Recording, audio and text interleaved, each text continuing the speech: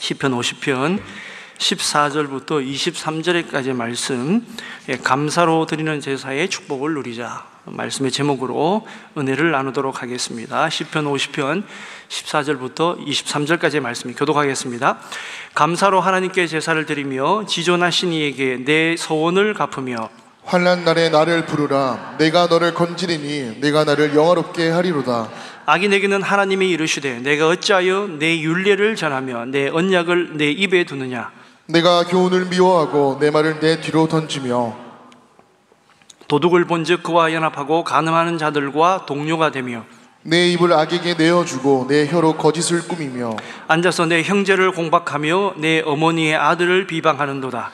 내가 이 일을 행하여도 내가 잠잠하였더니 내가 나를 너와 같은 줄로 생각하였도다. 그러나 내가 너를 책망하여 내 죄를 내 눈앞에 낱낱이 드러내리라 하시는도다. 하나님을 잃어버린 너희여 이제 이를 생각하라. 그렇지 아니하면 내가 너희를 찢으리니 건질 자 없으리라. 감사로 제사를 드리는 자가 나를 영화롭게 하나니 그의 행위를 옳게 하는 자에게 내가 하나님의 구원을 보이리라. 아멘. 오늘 말씀은 시편 50편 말씀은 여러분 그 시편의 성경을 읽어보면 그 표지어에 뭐라고 되어 있냐면 아삽의 시 이렇게 되어 있습니다. 지금 우리가 예배의 방식이 굉장히 다양하게 지금 드리고 있습니다. 여러분은 우리가 초창기 2000년 전에 초대교회 성도들이 드렸던 예배 방식으로 드리고 있다고 생각하시나요? 그렇게 드리고 있지 않습니다, 여러분. 그리고 또 지금 드리는 우리 예배가 웨슬리 목사님이 드렸던 그 시대의 그 예배하고 똑같으냐? 또 그렇지도 않습니다. 착각하는 것은 우리는 정통 보수다라고 하는 교회들조차도 유럽의 원래 그 교파가 시작했던 교회들 입장에서 보자 그러면 저 예배를 저렇게 철딱서니 없이 드리냐 이렇게 생각을 합니다.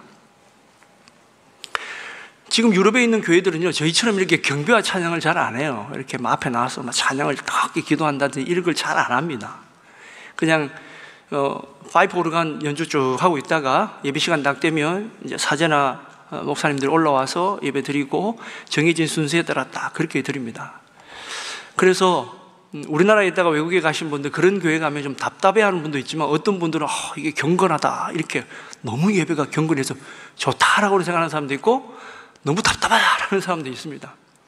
또 저희 교회 오는 성도들도 마찬가지입니다. 저희 교회 오시는 분들도 어떤 분들을 보면 하여튼 시비를 많이 거십니다. 제가 시비란 말을 써서 좀 죄송한데 어쨌든 우리 교회 소문 듣고 왔을 거 아닙니까? 그죠? 예배를 온라인으로 듣든 아니면 소문을 듣든 이렇게 왔잖아요. 그러면 그냥 따라가시면 되는데 이제 왜 우리 교회는 사도신경을 안 합니까? 왜 우리 교회는 주기도문을 안 합니까? 본인들이 볼 때는 이게 심각한 거예요. 심각한 겁니다. 또 너무 찬양을 많이 한다. 너무 시끄럽게 찬양한다. 아멘 너무 시끄러워 죽겠다. 그래가지고 한두 주 나오다가 교회 안 나오시는 분도 계시고. 제가 설교 때마다 그런 얘기를 자주 하는데 우리가 이거를 종교사역자들이 뭐라고 얘기하냐면 이걸 시장 상황이라고 얘기를 합니다. 성도들이요 내 취향에 맞는 교회를 선택을 해요. 나는 찬양 좋아한다. 그러면 막 오도방정 뜨는 이런 데도 좋아. 가서 그냥 찬양하는 거예요. 제가 어렸을 때 전도 받아서 교회를 갔는데 맨 앞자리에는 여자분이신데요. 찬양할 때 너무 뜨거운 거예요. 너무 부흥이고 막 너무 뜨거운 거예요. 제가 볼 때는 좀 과하게 많이 좀 액션을 취한다. 막 이런 분이 계셨는데 근데 목사님 설교가 딱 시작되면 바로 졸아요. 바로 줍니다. 제가 맨날 며칠 보다가 좀 이상해서 제가 이제 친구한테 물어봤습니다. 저분은 좀 이상하다 이랬더니만 그 친구가 하는 얘기, 제가 장로교 다닐 때인데 저희 교회 권찰님 아들이었거든요. 교회 사찰 권찰님의 아들이었는데 걔가 뭐라고 얘기하냐면 저분 출신이 무당 출신이래요. 그러니까 푸닥거리 하는 건 잘하는데 말씀을 잔잔하게 듣는 거는 못 견디는 거야. 못 견디는 거야. 여러분 우리가 예전에 청교도 예배들은 있잖아요. 청교도들은 어떤 소위 종교개혁 이후에 교회가 개혁되면서 교회가 변질되고 또 하나님이 좋게 보지 않는 여러 가지 그들의 표현을 하자 그러면 소위 말하는 교회 내에 더럽고 추악한 것들이 너무 많기 때문에 이걸 모두 다 정화시키자, 청결하게 시키자라고 해서 청교도 드립니다. 영어도 그래요. 근데 그 사람들은 어떤 것에만 관심이 있었냐면, 가톨릭은 예배 형식이 딱 정해져 있거든요. 딱 정해져 있습니다. 딱 정해져 있어요. 성도들이 역할이 별로 없어요. 그리고 그러니까 예배가 예배라고 하는 것이 이렇게 뭐 성령이 뜨겁게 나야 돼 그런 것도 없어요. 그냥 정해진 대로만 가면 됩니다. 그런데 제일 중요했던 게 뭐냐? 도대체 하나님의 말씀을 들을 수가 없어요. 그래서 청교도들이 제일 중요하게 생각하는 게 뭐냐? 하나님의 말씀을 듣는 것을 가장 중요하게 생각합니다. 그래서 여러분, 청교도들 교회를 보면 설교단만 위에 높게 있고요, 나머지 아무도 없어요. 오직 말씀만, 진리의 말씀만 선포되는 것이 청교도 예배입니다. 그리고 성지순례 가신 분들은 알지만, 우리가 이제 그리스 정교회나 정교회를 가보면, 특히 이제 그 러시아 정교회 같은 데 가보면 예배당에 성도들이 앉을 의자가 없습니다. 서서 2시간 동안 예배 드리면서 말씀을 들어야 돼요. 거룩하신 하나님의 말씀을 어떻게 앉아서 듣느냐라는 겁니다. 정교회 성도들이 여러분들을 봤을 땐 여러분들은 정말 이상한 사람들인 거예요. 어떻게 거룩하신 하나님의 말씀을. 근데 그게 성경에 다 있습니다. 다 전통들마다 그 전통이 성경에 근거한 게 있어요. 에스라가 말씀을, 여러분 에스라서나 느헤미야서 보면 하나님 말씀을, 율법을 낭독할 때 성도들이 다 일어났다 그랬습니다. 일어나서 말씀을 듣고 또 그 말씀이 선포될 때 너무 감격스러워서, 왜? 수십 년 동안 못 들었거든요, 말씀을. 율법의 말씀을 못 들었어요. 서기관들이나 랍비들이 전해주는 말만 들었지 실제로 그 율법의 말씀이 적혀 있는 것도 잘 못 봤고 두루마기도 잘 못 봤고, 그 말씀이 전해질 때 너무 감격스러워서 아멘 아멘 아멘 아멘 이러면서 예배를 드렸다, 제사를 드렸다라는 겁니다. 그러니까 너무 예배가 감격적이겠죠. 너무 예배가 사모하고 그렇게 드리겠죠. 오늘 저희가 읽은 이 시편 50편의 말씀을 가만히 읽다 보면 우리가 스스로 한번 생각해 봅니다. 나는 예배를 드릴 때 어떤 마음으로 드리냐? 감격적으로 드리느냐? 하나님 말씀 받을 때, 찬양할 때에. 이 성경에 우리가 아삽이라는 사람이 나오는데, 여기 그 시편 50편 옆에 보면요, 여러분 조그만하게 글씨가 써 있을 겁니다. 아삽의 시 이렇게 나옵니다. 이 아삽이라는 사람은 레위 지파 소속으로 그 다윗이 나중에 이 지파들 중에 이 사람들을 따로 세웁니다. 특히 이 사람들은 주로 레위 지파 사람들인데, 아삽과 여두둔과 헤만을, 이 세 사람을 각 소위 찬양 단장으로 세웁니다. 특별히 오늘 이 성경을 쓴 아삽 같은 경우는 3명이 전부 다 찬양을 인도하는 사람이고, 지금으로 하면 성가대장이기도 하지만, 이 사람들은요 찬양하지만 뭐라고 얘기를 하냐면, 이 사람들은 선지자다, 선견자다 얘기를 합니다. 왜요? 시편, 하나님의 말씀으로 찬양을 부르기 때문에 그래요. 하나님의 말씀을 선포하기 때문에.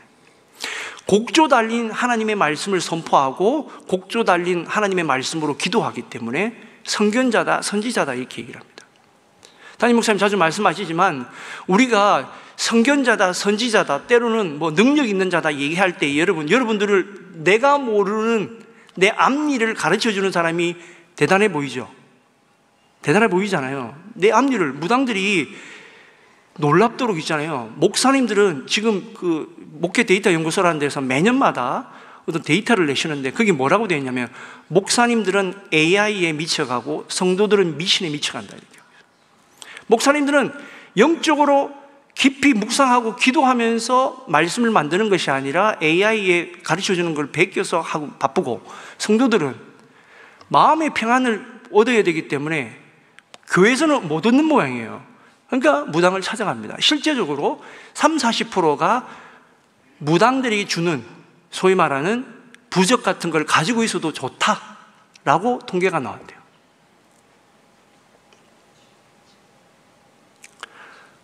이게 한국교회 예배가 망쳐져 가는 이유 중에 하나입니다. 그러니까 말씀이, 진정한 하나님의 말씀이 선포되어야 되고, 성도들은 그 말씀이, 보십시오, 무당들이 왜 능력이 있냐면 때로는 내가 모르는 내 앞일을 가르쳐 주잖아요. 그죠? 뭐 그럴 수 있습니다. 그럴 수 있습니다. 우리 성경에도 나오잖아요. 사울이 사무엘한테 좀 들어보려고 막 찾아가잖아요. 무당 여인들 찾아가잖아요. 여러분, 근데 성경은 그 사람들 죽여라 그래요. 무당들 다 죽여라 그럽니다. 왜요? 하나님을 멀어지게 하거든. 또 그게 빠져들게 하거든. 근데 결정적으로 뭐가 중요하냐? 왜 그 사람들이 우리가 볼 때는 아무것도 아니냐? 본인들의 미래를 몰라. 본인들이 죽는 줄도 몰라. 본인들이 죽어서 어디 가는지도 몰라. 여러분은 여러분 미래를 하나도 몰라도 됩니다, 여러분. 하나도 몰라도 돼요. 관심 가지지 마십시오. 왜? 하나님이 계시기 때문에. 하나님이 우리의 미래고, 우리는 죽어봐야 천국이야. 그것만큼 좋은 게 뭐 있어요? 뭐 불안해하고, 뭐 그렇게 요란방정을 떠는지 몰라. 내일 일을 모르면 어떻습니까? 우리는 영혼을 꿈꾸는 사람들인데, 그게 마음 뺏기면 안 된다는 거예요. 우리는 이 땅 가운데서 이 예배를 드리면서 뭐를 집중해야 되느냐, 무엇을 집중해야 되느냐, 이 예배를 통해서 우리가 하나님과 어떤 관계를 맺을 것인가, 하나님의 뜻이 어떻게 우리에게 전해지는가, 그리고 또 어떻게 살기를 원하는가, 그리고 이 일을 통하여 내가 무슨 사명을 가지고 살아야 되는가, 거기에 집중해야 된다는 것입니다.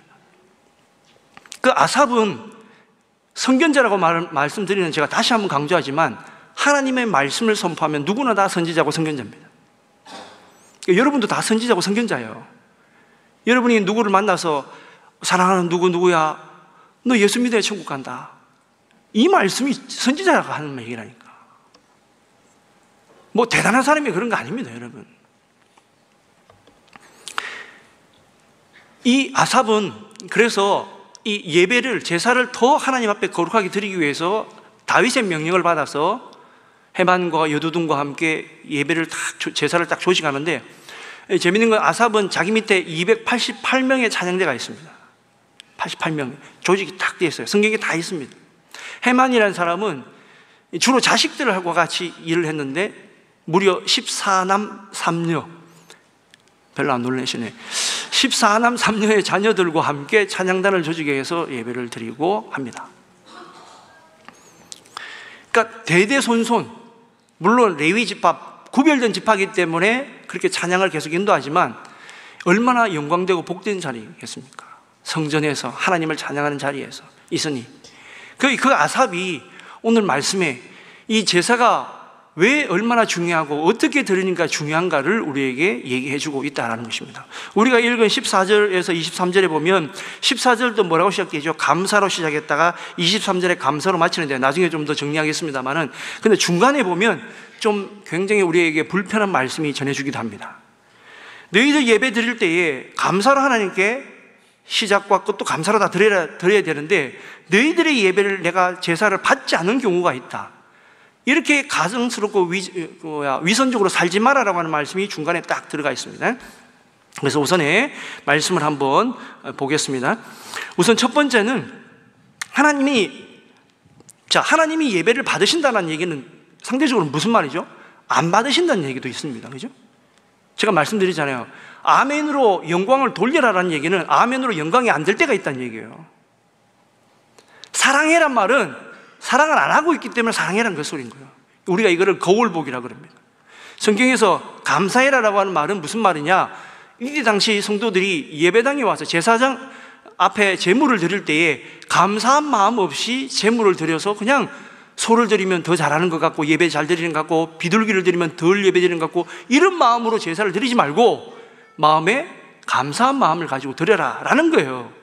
그래서 첫 번째, 하나님은 받는 제사가 있고 받지 않는 제사가 있는데, 어떤 제사를 받지 않는, 첫 번째, 마음이 없는 제사는 받지 않으시고 축복을 주시지 않는다라는 겁니다. 자, 시편 50편 8절만 같이 읽습니다. 8절 한 절 같이 읽습니다. 시편 50편 8절 시작. 나는 내 재물 때문에 너를 책망하지는 아니하리니 내 번제가 항상 내 앞에 있음이로다. 아멘. 아멘. 자, 하나님께서 시편 50편에서 이스라엘 백성의 제사를 엄중하게 지금 책망하시는 거예요. 자, 뭐라고 얘기하시죠? 재물 때문에 너를 책망하지 않겠다. 재물 때문에. 이게 성경의 정신입니다. 이게 신약에도 마찬가지고 예수님도 마찬가지죠. 그죠? 과부가 2렙돈 드렸을 때 그것도 하나님이 너무 기쁘게 받으셨습니다. 왜? 인생의 전부를 다 드린 거예요. 마음 전부를 다 드린 거예요. 자, 근데 오늘 거기 보면 놀라운 점은 그들이 제사를 드리지 않았기 때문이 아니라는 거예요. 제사를 드리지 않았기 때문에 하나님이 책망하신 게 아니에요. 뭐라고 되어 있죠 앞에? 내 번제가 항상 내 앞에 있음이로다. 이스라엘 백성들이 늘 언제나 성전에 와서 상번제라고 그래요. 늘 언제나 번제를 드린다. 항상 할 때 상자, 상번제를 드립니다. 아침과 저녁으로. 그러면 그 번제는 뭡니까? 번제는 레위기에 보면 5대 제사가 있죠. 번제, 화목제, 속죄제, 속건제, 소제 있지 않습니까? 그 제사 중에 번제가 사실은 제일 어떻게 보면 좀 중요한 전입니다. 왜? 모든 제물을 다 불태우기 때문에, 하나님 앞에 아낌없이 우리의 모든 것을 태우는 제사이기 때문에. 자, 그렇게 멋지고 그렇게 중요한 제사를 드림에도 불구하고 하나님께 전적인 헌신을 상징하는 이 제사와 이 예배를 드림에도 불구하고 외적으로는 제사 의식을 충실히 실행했음에도 불구하고 하나님은 뭐라고 얘기하시냐? 내가 이 제사를 받지 않겠다. 자, 따라하겠습니다. 마음을 드리자. 마음을 드리자. 하나님은 재물에 있지 않습니다. 하나님의 마음은 재물에 있지 않다라는 거예요. 그 마음 가운데 어떤 마음을 가지고 나오느냐? 여러분 오늘 교만한 마음으로 나왔습니까? 여러분이 수만 금을 주님 앞에 드려도 주님 기뻐하시지 않습니다. 하나님, 저는 죄인입니다. 저를 용서해 주시옵소서 라고 드린다면 여러분들이 정말 애들 코 묻은 돈만큼밖에 안 드린다라도 주님은 기뻐하신다. 하나님은 온 우주를 만드시고 가지신 분이기 때문에 물질이 필요치 않으신 분이에요. 예배는 사실 우리가 필요한 거지. 우리가 필요한 거죠. 우리가 너무나도 잘 아는 말씀, 사무엘상 15장 22절 말씀에 같이 읽습니다. 시작. 사무엘이 이르되 여호와께서 번제와 다른 제사를 그의 목소리를 청종하는 것을 좋아하심같이 좋아하시겠나이까. 순종이 제사보다 낫고 듣는 것이 순양의 기름보다 나으니. 아멘. 자, 거기에 동그라미를 좀 치셔야 돼요. 그의 목소리, 하나님의 목소리는 뭡니까? 그 하나님의 뜻과 명령, 하나님의 뜻과 명령을 잘 들어야 된다는 거예요. 두 번째, 순종이 말하는 거죠. 전적인 복종하거나 순종하는 사람은 뭐죠? 아, 주님의 말씀에 제가 전적으로 동의합니다라는 거예요. 그 다음에 듣는 것은 뭡니까? 청종의 자세, 경청의 자세. 내가 한 번 들어도 그걸로 마치면 안 돼요. 제사 드릴 때마다 하나님께서 나에게 주시는 귀한 말씀은 들으려고 하는 경청과 청종의 자세를 가지고 예배를 드리라는 거예요. 근데 사울은 뭐였죠? 사울은 그러지 않았다는 겁니다. 본인이 판단해서 제사 드리고, 본인이 판단해서 나중에 사무엘도 없을 때 자기가 제사를 드려버려요. 자기 역할이 아닌데도 불구하고 넘어버린 거예요. 왜? 자기가 생각할 때는 이게 정성스럽다 생각한 거지. 하나님은 우리 생각보다 하나님의 마음이, 하나님이 예비하신 그 말씀에 순종하는 것을 더 복으로 보신다라는 것이다 라는 겁니다.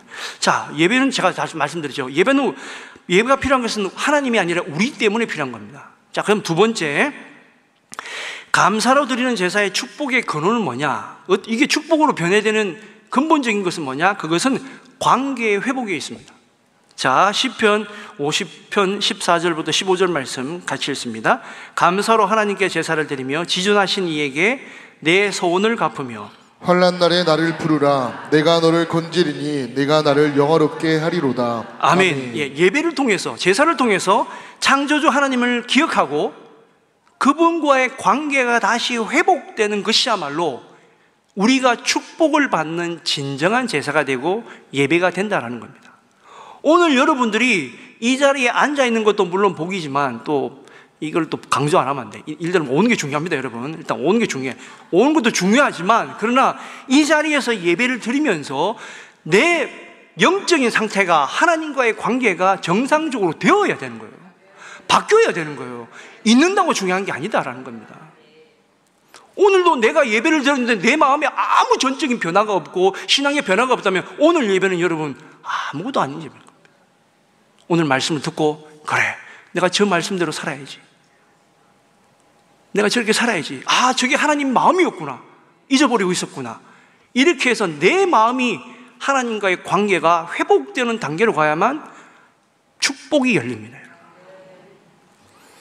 자, 여기 이제 중요한 말씀인데 14절, 감사로 하나님께 제사를 드리며 지존하신 이에게 내 소원을 갚으며 15절, 환난 날에 나를 부르라. 이 말은 무슨 의미로 여러분 이렇게 생각하시면 돼요. 자, 서원을 갚다. 하나님과의 관계를 하나님과 약속했잖아요. 그죠? 하나님 내가 이렇게 하겠습니다. 약속했잖아요. 예배를 통해서, 특히 감사하는 예배를 통해서 하나님, 내가 그때 예배 제사 드릴 때 하나님 지금도 내가 어렵고 힘들지만 하나님 그때 주님께 내가 약속했던 것, 또 하나님이 약속하셨던 말씀을 내가 아멘으로 받고 저도 그렇게 살겠습니다. 왜? 하나님이 신실히 지켜주시기 때문에. 그래서 그 소원을 갚는 것이 어떤 것보다 귀한 제사고 감사가 된다, 예배가 된다라는 겁니다. 여러분 신약에 보면 사도 바울이 갱그리아에 가서 갑자기 머리를 깎아요. 빨리. 사도 바울은 정통 유대인이고 굉장히 율법에 강한 사람이기 때문에 절기가 되면 빨리 예루살렘으로 가서, 그때 자기가 하나님 앞에 사사기에 나오는 나시린처럼 서원을 한 게 있거든. 그러니까 돌아가서 예배를 빨리 드려야 되는데, 그 예배를 드리는 것보다 더 중요한 게 뭐였냐면 하나님과의 어떤 약속이 있었던 것 같아요. 성사학자들이 그렇게 생각합니다. 그런데 그것이 완료가 되면 그 자리에서 머리를 깎든지, 왜 그죠? 삼손이 머리 깎았던 얘기 나오잖아요.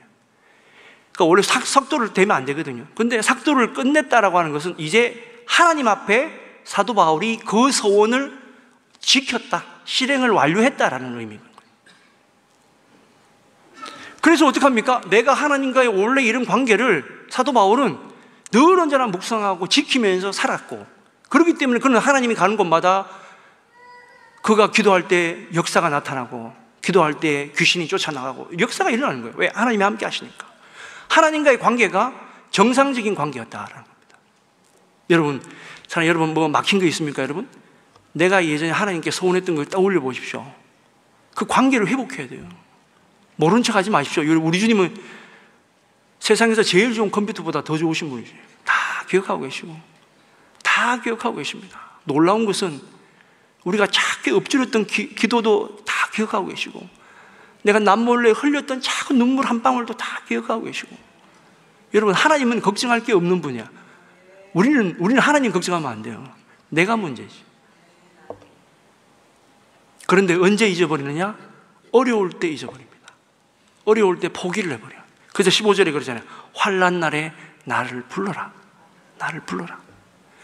네가 기쁘고 정말 좋을 때는 그 말씀이 생각이 나겠지만, 때로는 너무 환난이 오고 어려우면 그냥 포기를 해버리는 게 있어요, 사람들은.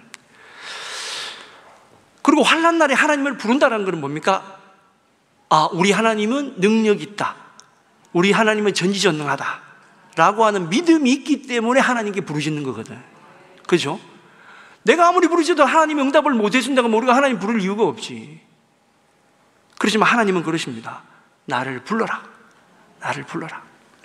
그런데 이 하나님과의 관계가 깨어지는 순간을 또 성경에 나와 있습니다.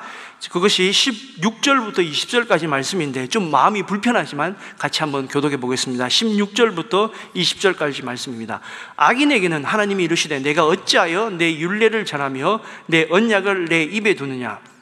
내가 교훈을 미워하고 내 말을 내 뒤로 던지며 도둑을 본즉 그와 연합하고 간음하는 자들과 동료가 되며 내 입을 악에게 내어주고 내 혀로 거짓을 꾸미며 앉아서 내 형제를 공박하며 내 어머니의 아들을 비방하는도다. 입으로는 거룩한 율법을 말하고 언약을 덜먹거리고 소원을 덜먹거리지만 실제 삶에서는 하나님의 말씀을 등 뒤로 던져버리고 또 죄악과 손을 잡을 때에 하나님은 그 입술을 가증하게 보시고 그들의 입에서 아무리 하나님의 말씀을 선포해도 전하고 율례를 아무리 읊조려도 하나님은 예수님이 사두개인과 바리새인을 책망했듯이 주님은 그렇게 보신다라는 것입니다. 여러분, 우리가 백일감사 1000번제를 보내면서 하나님께만 감사하려고 생각하시면 여러분 그러시면 안 됩니다. 하나님께 감사하는 마음을 가지고 내 가족에게 감사하고 내 이웃에게 감사하고 내가 알지 못하는 사람, 때로는 내 원수일지라도 감사하는 마음으로 우리의 신앙의 영역이 넓어지도록 해야 되는 것이 이 100일 감사 1000번제다라는 것입니다. 헌금 그냥 100일에 하루하루 그냥 열심히 낸다, 그렇게 되는 게 아니라니까요. 내 감사의 삶이, 내 감사의 예배가 이렇게 외부적으로, 외적으로 표출이 되어서 하나님과의 관계가 원만하게 회복이 된다면 이웃과의 관계도 회복되는 계기로 만들어야 된다는 것입니다. 여러분, 마하트마 칸디가 이런 얘기 한 적이 있어요. 나는 예수는 존경하지만 기독교는 싫어한다. 그 사람이 영국에서 변호사까지 딴 사람이잖아요. 근데 그가 이렇게 얘기한 이유는 있죠. 왜? 자기가 영국에서 예배도 들어보고 교회를 봤는데 다 하나님의 사랑, 사랑 외치면서 얼마나 많은 사람들을 괴롭히고 죽이고 잔인하게, 그러면서 주일날 가가지고 경건하게 예배 드리는 척하고 하나님의 사랑 이렇게 얘기하니까 좋아, 예수님의 말씀은 너무 좋은데 난 기독교는 싫다, 교회는 싫다.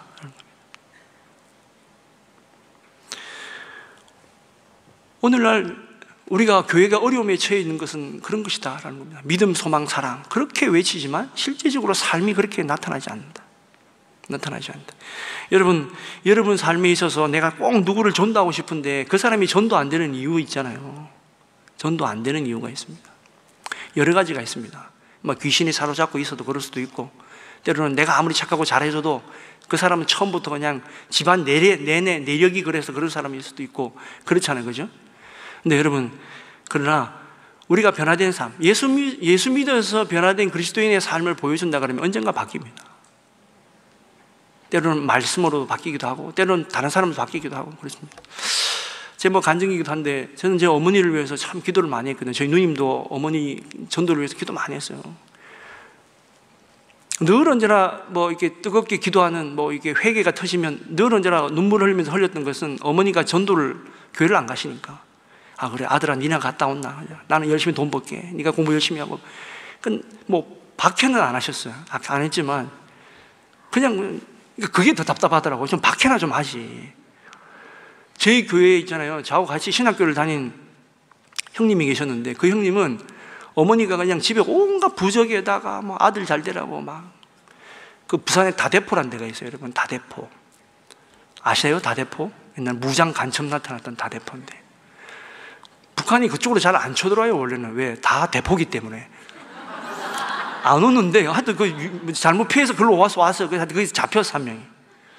근데 바닷가고 배를 타고 하다 보니까 미신들이 많잖아요. 그 형님 집에는 미신이 많은 거예요. 근데 신학교를 갔는데, 어머니가 미신을 믿고 있으니까 얼마나 답답해요. 그런데 놀랍게도 그 형 어머니하고 저희 어머니가 같이 전도를 받아 나갔어요. 근데 어떻게 나갔냐? 저희 어머니는 저희 집 바로 앞에 있던 아주머니한테 전도 받아서 나갔고, 아니 내가 그렇게 가자고 할 때는 안 가더니만 앞에 있는 아주머니가 가자니 그냥 오시는 거예요. 왜 갔냐? 그 아주머니가 남편이 밤에 밤업소에 이렇게 음악 연주하시는 분인데 늘 새벽 한 5시, 6시 이렇게 늦게 오잖아요. 근데 중간에 한번 오든지 하면 제가 제 공부방이 바로 옆에 있었는데 가끔씩 이렇게 들어보면 퍽퍽 소리가 나요. 욕하고 소리가 나요. 내들 남편한테 두들겨 맞는 거예요. 어떻게 해요? 남편이 왔는데 일어나지도 않고 하여튼 그렇게 맞는 부인이 계셨어요. 근데 그분이 교회 가는 게 유일한 낙이었어요. 다니시다가 저희 어머니가 앞집에 있으니까 할머니 저하고 같이 교회 가시죠 이랬더니 두말 않고 교회를 가시더라고요. 근데 너무 제가 배신감이 났습니다. 그날 왔어. 근데 왔는데 그 형님 어머니는 또 얼굴이 안 좋게 해서 왔어. 그래서 두 분 다 얼굴 표정이 안 좋아. 어떤 날 전도 받아온 분이 안 좋아. 근데 안 좋은데 그 어머니는 뭐라고 하냐니까 목사님한테 하소연하는 거예요. 뭐라고 얘기하냐? 아니 우리 아들놈이 집에 들어들이면 내 교회 안 가니까 말이지. 집에 그 신주 딴지 있잖아요, 이런 거. 그 다음에 있잖아요, 부적 다 떼고 부셔버리고 깨버리고 장독대 있잖아요, 귀신 나가라고 해놓은 거 다 깨버리고 난리가 났대. 안 오면 죽을 것 같더래. 그래가지고 전도받아 왔다는 거예요. 근데 둘 다 신학교를 갔어. 저도 신학교, 그 형님도 신학교를 갔는데. 여러분, 어떻게 내가 기도를 해도, 그러나 결국은 저는 그렇게 생각합니다.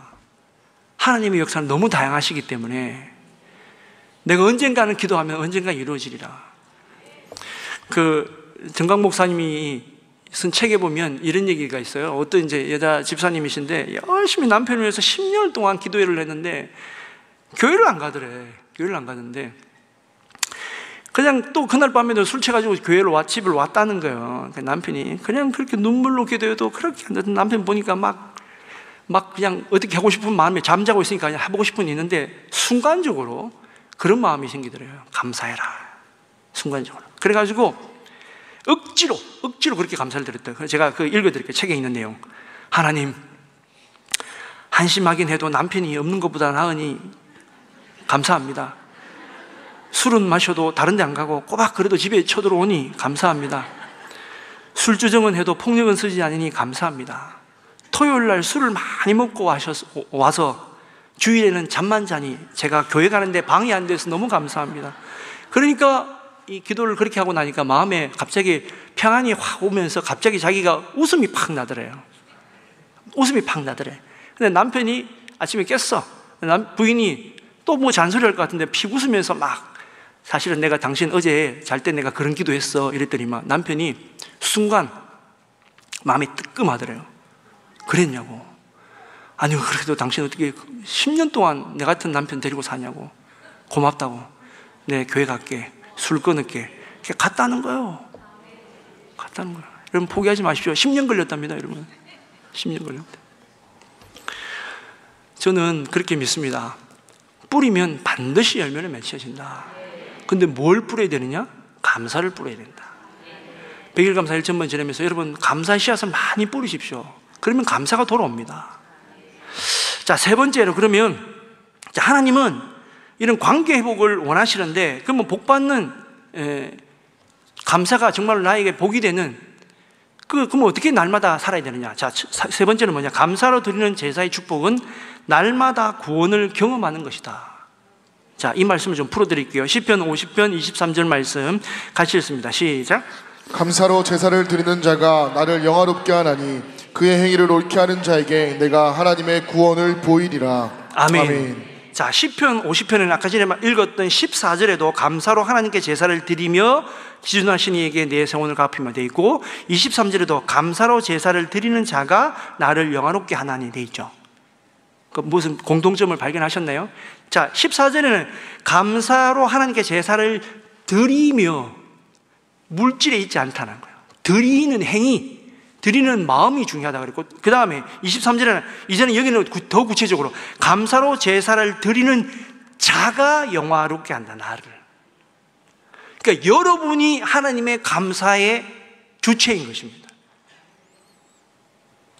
여러분이 예배를 드리는, 여러분이 제사를 드리는 여러분이 하나님을 영화롭게 하는 대상이다라는 거예요. 아시겠죠? 그래서 우리가 산제물이 되는 거예요. 산제물. 여러분, 칼빈으로 말미암은 이제 그 장로교하고 그 다음에 우리 웨슬리 목사님으로 하는 우리 감리교 예배하고 좀 차이가 있는데 근본적인 차이는 뭐냐면 칼빈이 주장했던 것은 뭐냐? 성경이 가르쳐 준 대로만 해라는 거예요. 성경이 이건 해라, 이건 해라. 그래서 피아노가 없기 때문에 성경에는 피아노가 없기 때문에 피아노 치면 안 돼. 성경에 피아노라는 게 없잖아. 그죠? 피아노라는 단어가 있어야 돼. 근데 이거 참 어리석은 해석입니다. 왜? 현악기 있잖아요, 현악기. 피아노도 현악기거든. 그 다음에 뭐 이렇게 뭐 부는 거 있잖아요. 그거 딱 관악기고 나팔이거든요. 근데 그 융통성이 없는 거야. 근데 이제 루터교, 독일적 루터교는 성경에는 없지만 하지 마라고 하지 않는 이상에는 해도 된다. 그러니까 하나님을 찬양하는데 성경에 피아노로 치면 안 된다 라고 없기 때문에 피아노로 해도 된다 라는 거예요. 근데 우리 웨슬리 목사님은 어떻게 예배를 드리냐면 모든 예배는 형식도 중요하지만 이 예배가 성령의 임재가 있어야 되고 구원의 감격이 있어야 된다는 거예요. 이게 진짜 예배다라는 거예요. 이게 성경에서 말하는 하나님이 말씀하시는 영과 진리로 드리는 예배다라는 겁니다. 이러니까 감격이 좀 더 나은 것 같죠? 예. 예수님이 그렇게 말씀하시잖아요. 나는 하나님은 영이시니 영과 진리로 예배를 드려라. 그죠? 그래서 영은 성령의 임재를 얘기하는 것이고 진리는 하나님의 말씀이 선포되는 것이다라는 거예요. 그러니까 강단에서는 말씀이 선포되고 예배를 드리는 여러분들은 성령의 임재를 경험하고 구원의 감격을 얻으며 또 예수 믿지 않는 사람이, 예수의 신앙이 떨어졌던 사람이 이 예배를 통하여 믿음이 생겨야만 그것이 진정한 예배가 되고, 이것을 통하여 날마다 우리의 구원의 감격이, 날마다 은혜가 차고 넘쳐야 하나님이 받으시는 온전한 예배가 된다라는 겁니다. 그렇기 때문에 예배는 중요한데, 그 예배의 시작점은 어디서 출발한다? 감사로 제사를 드리는 자, 감사로 드리는 자에 있다라는 것입니다. 여러분, 세상이 어렵고 힘들어집니다. 힘듭니다, 그죠? 힘듭니다. 어렵고 힘듭니다. 그래서 처음에 우리가 아까 읽었던 말씀대로 환난 날에 하나님을 부르기가 어려워요. 세상은 많이 변하고, 그죠? 고통은 더 지수는 높아지고 있고, 어려움은 더 많아지고 있고, 경제적으로 더 어려움이 있고. 근데 우리는 주님만 바라보라 그러잖아요. 이걸 제가 비유를 들자면 이렇게 생각하면 쉽습니다. 예를 들면 어떤 아이가 미끄러져서 절벽 아래 떨어지려고 하는 걸 부모님이 잡았단 말이에요. 근데 밑에 보니까 절벽 아래에 뭐 악어도 있고 뭐 뱀도 있고, 그냥 물은 막 써내려가고 있고, 절벽은 한없이 깊어요. 공포감이 확 젖어들겠죠, 그죠? 밑에 보면. 근데 내 손을 잡고 있는 엄마, 아빠, 부모님을 보면 그 두려움을 이기거든. 근데 우리는 습관적으로 자꾸 밑을 봅니다. 내 안 좋은 환경. 신앙도 마찬가지예요. 환경과 어려움을 보면 늘 언제나 넘어질 수밖에 없습니다. 왜? 환경과 어려움은 늘 언제나 우리를 쓰러지게 하려고 하기 때문에, 넘어지려고 하기 때문에. 그러나 우리는 어떤 상황일지라도 지금도 내 손을 잡고 계신 주님을 바라봐야 된다. 그러면 모든 상황을 이길 수 있습니다. 여러분, 밑을 보지 마십시오. 우리는 주만 보는 거예요. 주만 보는 겁니다. 감사할 수 있는 조건이 어디 있습니까? 주만 바라보니까 감사의 조건이 있는 거죠. 비 오는 날 맨날 비 철퍽철퍽하는 밑에만 보니까 힘들고 어렵지. 그러나 구름 속 저 너머에 있는 해가 떠오를 것이라고 하는 믿음을 가지고 바라보면 그 해는 반드시 우리에게 선한 길로 인도하고 좋은 길로 인도해 주실 것이다 라는 것입니다. 자, 성경에 보면 하나님 앞에 불평으로 살았던 사람, 그리고 감사로 살았던 사람의 확연한 차이가 있습니다. 똑같은 광야인데 똑같은 광야 생활이에요. 예를 들면, 자, 이스라엘 백성이 출애굽을 해서 광야로 갔습니다. 그들은 광야에서 상상할 수 없는 축복을 누렸습니다. 무슨 축복을 받았죠? 유일하게 그 사람들만 먹었던 만나가 있었는데 우리는 구경도 못 해봤어요. 그죠? 또 누가 그러더라고, 목사님 그 사람들 피자 모릅니다. 그럼 할 말이 없는데, 우리는 궁금하잖아요. 도대체 만나를 40년 동안 먹었는데 그 40년 동안 먹은 만나를 우리가 본 사람이 없어. 메추라기도 메추라기 있습니다만, 갑자기 메추라기가 내 앞에 뚝 떨어져가지고 잡수세요 이렇게 딱 버는 그런 메추라기 본 적도 없잖아. 반석인데 그게 물을 탁, 반석에 돌을 치니까, 지팡이를 치니까 반석에 물이 나왔단 말이에요. 그런 체험을 해본 사람이 없어요. 그리고 신발이 40년 동안 다녔는데 해지지도 않았어. 그런 체험을 해보지도 못하고. 여러분, 또 더울 때 구름 기둥이 우리를 가려주고, 밤에는 말이죠, 동물들이 늑대나 이런 것들 쳐들어오지 못하도록 또 밝게 빛나서 사람들을 다 볼 수 있도록 구름 기둥이 있었는데 아무도 이거 체험해 본 사람이 없어. 그렇게 상상 초월하는 기적을 체험했음에도 불구하고 그들은 불평, 불만. 광야 생활이었는데, 또 똑같은 광야인데 이들보다 더한 광야 생활을 하는 사람이 있습니다. 다 있습니다. 그 사람들은 그냥 가면 돼. 40년 동안 가면 돼. 근데 다윗은 어떻게 합니까? 맨날 숨어 있어야 돼. 숨어 있어야 되고 졸여야 되고. 여러분, 그 경험해 보셨나요? 빚쟁이가 맨날 그 다음날 아침에 또 찾아오고 맨날 찾아오고 그 다음날 아침에 해가 뜨는 게 두려워, 공포스러워. 그런 거 경험해 보셨나요? IMF 때는 좀 경험해 보셨겠지. 아침에 일어나면 정말 희망이 없는 날이 매일매일 온다 생각해 보십시오. 절망이지. 그런데 다윗이 뭐라고 얘기하느냐? 시편 57편 9절 말씀 같이 읽겠습니다. 시편 57편 9절 말씀 시작.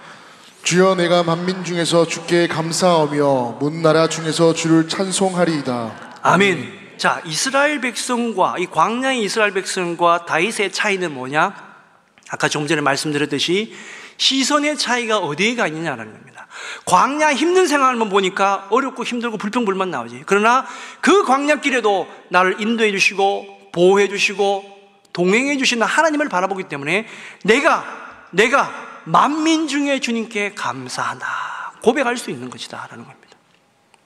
그리고 찬송이 절로 나오고, 여러분 여기 한 사람만 더 얘기하겠습니다. 다니엘 같은 경우는 여러분 정말 상상 초월의 감사를 드린 사람입니다. 우리가 자주 읽습니다만, 자, 다니엘서 6장 10절 말씀 같이 읽습니다. 시작. 다니엘이 이 조서에 왕의 도장이 찍힌 것을 알고도 자기 집에 들어가서는 윗방에 올라가 예루살렘으로 향한 창문을 열고 전에 하던 대로 하루 3번씩 무릎을 꿇고 기도하며 그의 하나님께 감사하였더라. 아멘. 자, 거기 보면 윗방에 올라가고 창문을 열고, 그죠? 이거는 무슨 소리입니까? 지금 왕이 기도하면 안 된다라고 선포를 해놨는데, 나 기도합니다, 이게 대놓고 보이는 거예요 지금. 근데 그게 뭐였다고요? 전에 하던 대로 그때. 쉽게 말하면 이겁니다.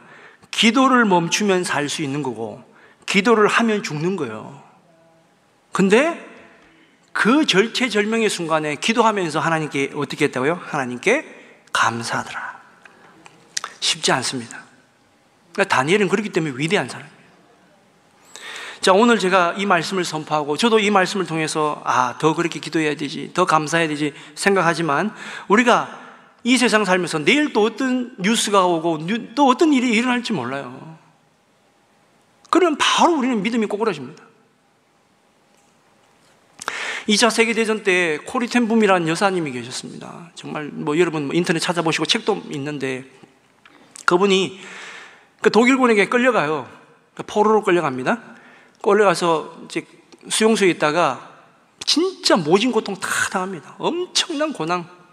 근데 거기서 언니가 죽습니다. 독일군에게 죽어요.